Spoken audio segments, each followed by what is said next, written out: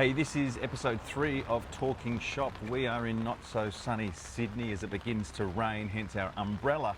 But we wanted to talk to you all this morning because one of our engine room members dropped a post inside our Facebook community group about the year they've just had. They've had one less technician. The owner has been off the tools. I'll just let that fire truck head past. And he was saying that he felt like it was a slow year, but it turns out that it's been not just their best quarter to finish the year by a long shot, but their best year ever.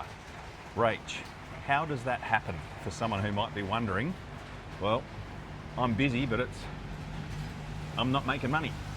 Well, I think in this case, our client was super stressed for most of the second half of the year because he thought, being a tech down and noticing they had less vehicles coming through, that they were going to pull up short for the year.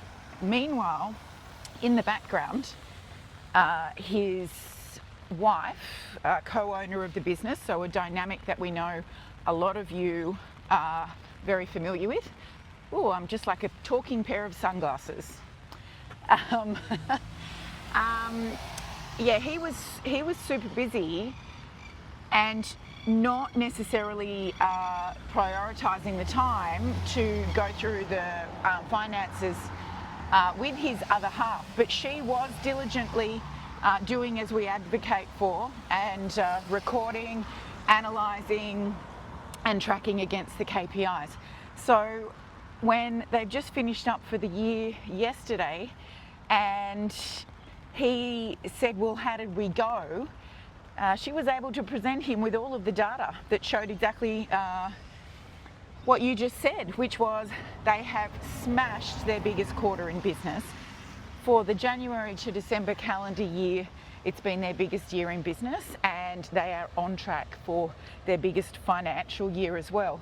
So what actually happened was that, yes, they went a tech down on the previous year, but by controlling their car count and maximising the opportunity on every vehicle, they were actually able to generate more income with a better profit margin. So it is possible, it can be done, and even though this client was a little bit naughty because he didn't prioritise knowing this information sooner, he probably would have been less stressed, and I know that that will be a lesson he takes into next year.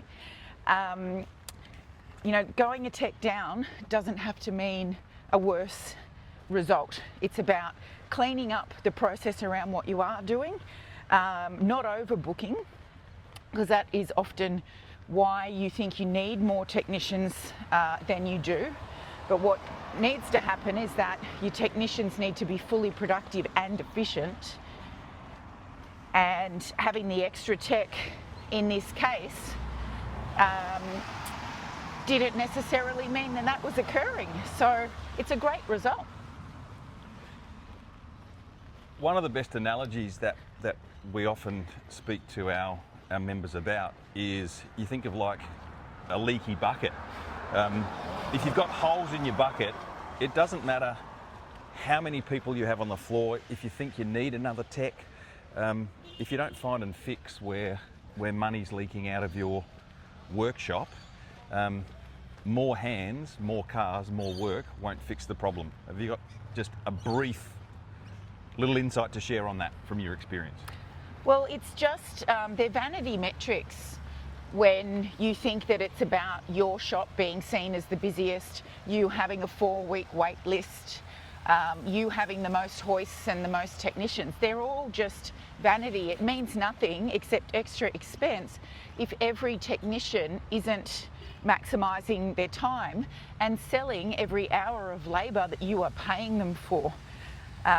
When you don't have the systems for your booking diary that mean that you end up overbooking, and that stresses out your entire workshop and particularly yourself, that actually leads to inefficiencies as well, because we stop looking for the biggest opportunity on every vehicle, which is obviously upselling, and we just have to pump the cars out in order to get everything back. So we actually become less profitable when we put too many cars through. And if you're only just starting out, or you are new to growing your business through looking for some advice, it might seem counterintuitive to you that you don't need to do as many cars. But what you've got to do is slow down long enough to get the right systems in place before you speed back up again.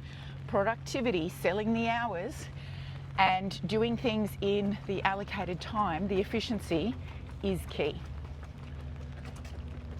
So just to finish, would it be fair to say that no amount of cars can outrun sloppy processes or a poor pricing strategy? That's absolutely what you can say. All right, well, before we get completely rained on here, Oh, there's the Sydney Harbour Bridge through there. there is the Sydney Harbour Bridge. Oh, now through it's there. my head. There we go. Yeah. Think about, how has perhaps busyness been your measure of success, and what might be different if you started to slow down, implement systems that work, price accordingly, and how could your shop look better if you applied what our engine room member applied for the next 12 months?